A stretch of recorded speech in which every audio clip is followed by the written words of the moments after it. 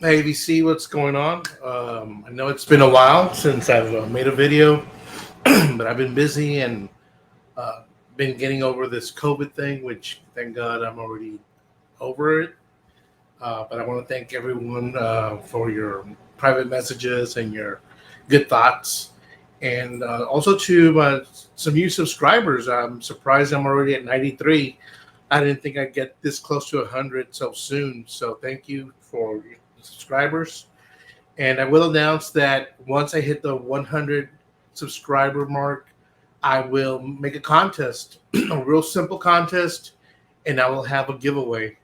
But I'll do that once I hit 100. So uh, once we get there, I'll give you the details of the contest. Anyway, the purpose of my video is to share um, what I've acquired since my last video, and also what's come in that was related to Record Store Day.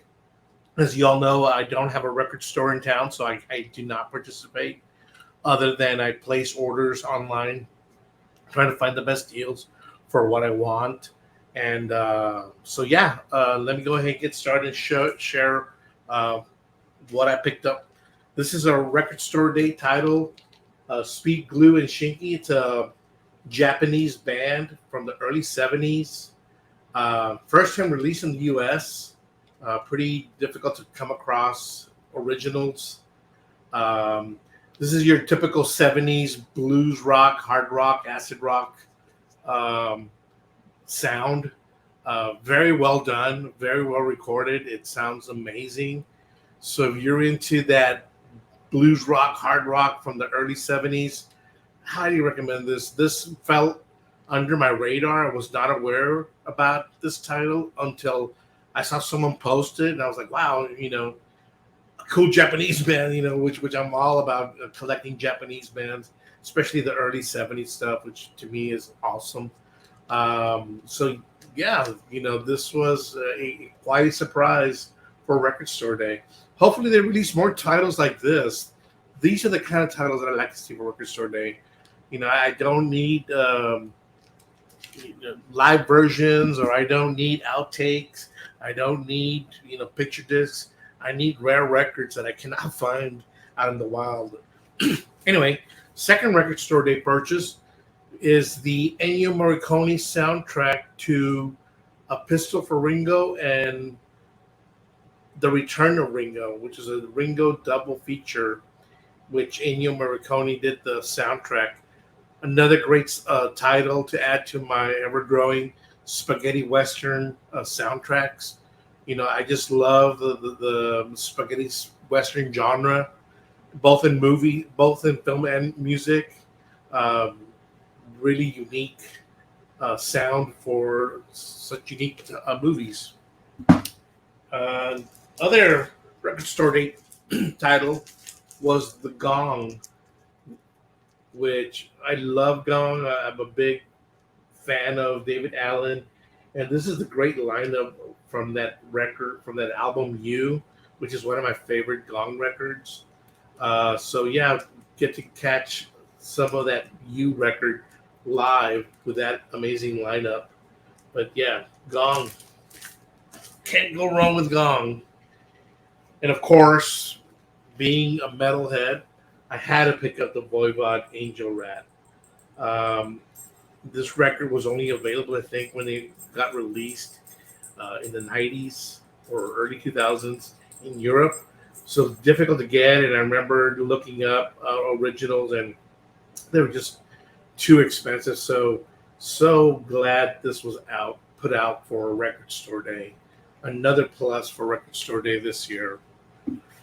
Um, Now moving away from non-Record Store Day titles, I did pick up this Space Jazz by William Parker, Mayan Space Station.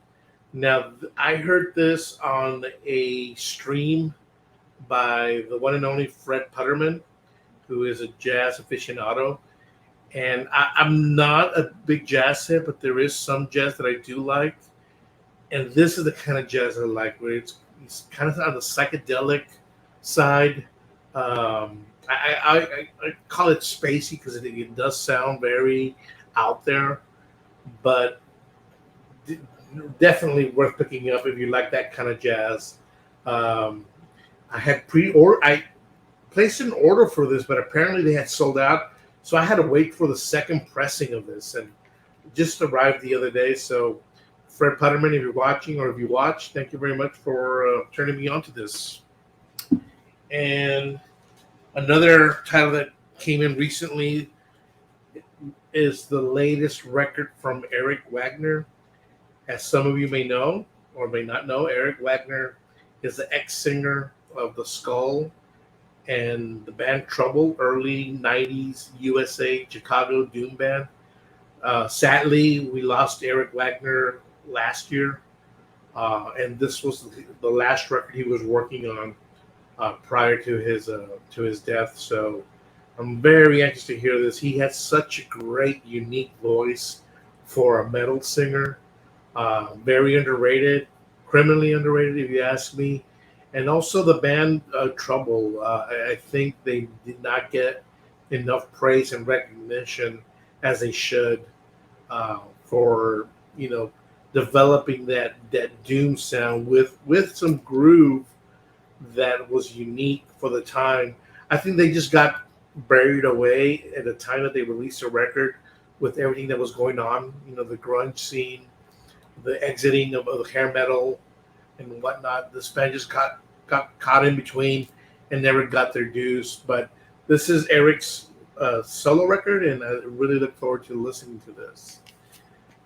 And then, revisiting my college days, picked up the Pearl Jam verses. I like Pearl Jam. I think the first four are essential. From there, it varies. They've got good songs. They're great musicians. What can you say about Pearl Jam? But I did not have this on vinyl. I have the CD somewhere in storage. So I haven't listened to this in a while. So I'm eager to see how this sounds on vinyl. Hopefully it's a good pressing. Well, we'll see. But yeah, Pearl Jam versus.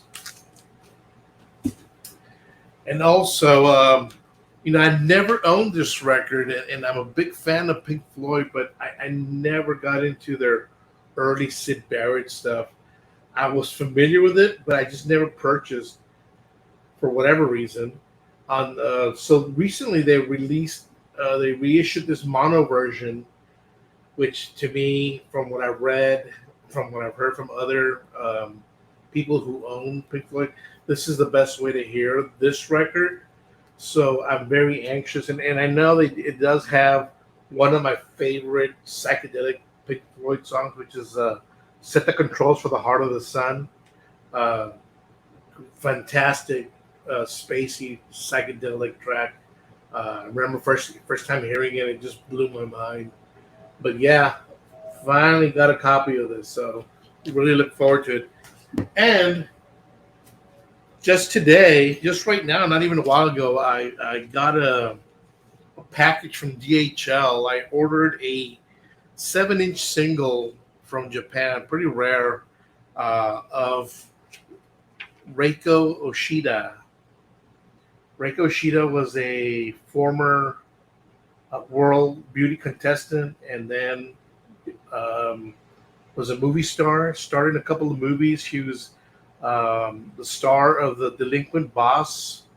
It's called let me see what the series is called. Bear with me. Yeah, Delinquent Girl Boss series. They were like about 4 or 5 films, but she is one lovely young Japanese lady. And as typical within the Japanese market, when you start in a movie, the studio would I don't know if they would force you, but they would ask that you sang the title track. So that's how she became a recording star as well. But she was mainly known for her films, and she was only active like from 69 to 72, I believe it is. And then she did another movie called Quick Draw Okatsu, where she had a minor role. She wasn't the main star of that movie, but she made a minor role, but she did quite an impression. When you see her on the screen, you'll know it's her. She started as a ninja, a female ninja. But anyway, yeah, that's what I've received since my last video. Again, I want to thank new subscribers. I'm working slowly but surely on upgrading my equipment. It's looking like pretty soon I may be getting a mixer, and I'm in talks with some friends to let me participate in their live streams in DJing. So I will be showcasing some of my collection with these guys, but I need to get my equipment set up and up to par so that the sound quality is good for you all, and hopefully y'all can discover new either new group or new music or a new genre of music, because that's what it's about. It's about sharing. That's what I got into this. I got into this so I can share my passion for music, my passion for films with everyone, and hopefully turn someone on. And yet again, once I get the 100 subscriber mark, I will have a contest. Details to come later. So again, thank you very much for dropping by and for your comments. We'll see you.